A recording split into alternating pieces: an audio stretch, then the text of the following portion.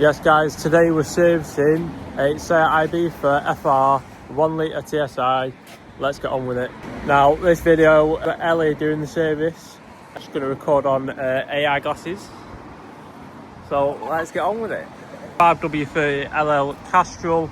We've got a new sump plug with a washer and of course man oil filter. We're going to start by removing the front under tray. These are held on by numerous T25 screws. Once that last screw is removed, the under tray comes off nice and easy.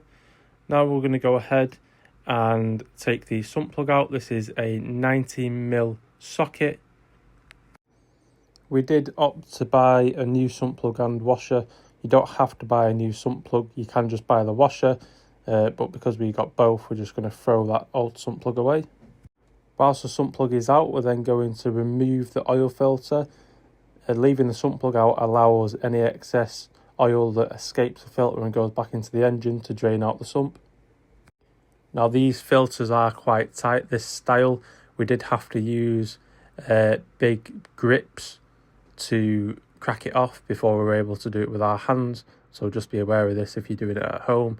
You might need a lot of extra force to get that first couple of turns on it. And we're going to go ahead and throw the new filter straight in. People remove and refit these filters differently. You can buy tools that do it, but these filters are only supposed to be hand tight. So as you can see here, I'm getting as many turns on it as possible with my hands. And once it won't go any further, they are tight enough. You can always check when you fill it up with oil and run the car if it's leaking or not. But in my experience, if it's tight with your hands, it's not leaking. We're going to go ahead and put the new sump plug and washer in now. We're going to start it by hand first and get it threaded right. Run it in with a ratchet and a 19mm. And we're going to get the brake cleaner and clean off all the oil that fell out of the oil filter housing and the sump plug area. Then we're going to give it a wipe down with blue roll just to get rid of all that excess brake cleaner.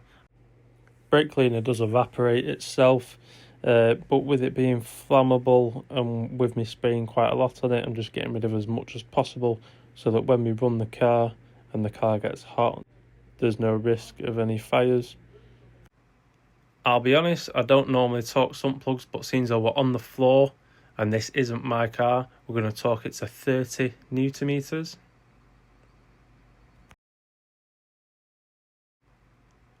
And whilst we're on the floor, we might as well put the under tray back on. Normally I'd leave the under tray off to check for leaks, but with this style of under tray, it's quite small, so we can still see through it if we get under the car to look for leaks from the oil filter and the sump plug.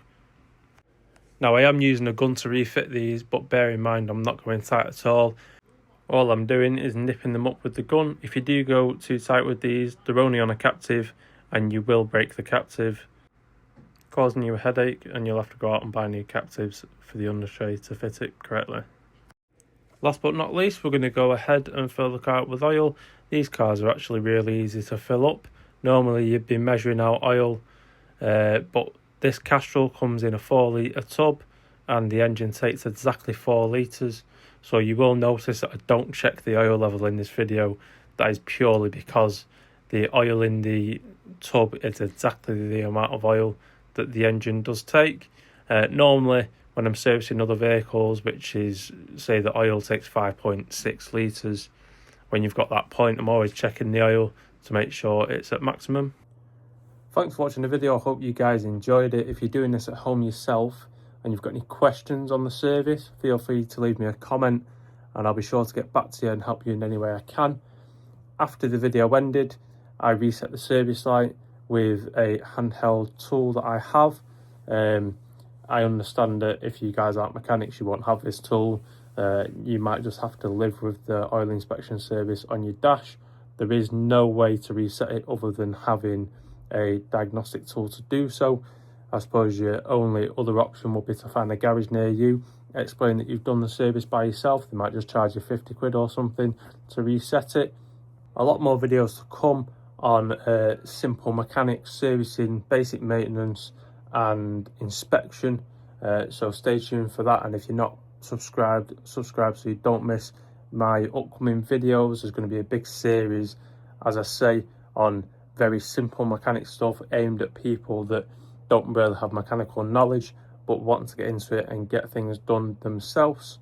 So yeah, catch you in the next one.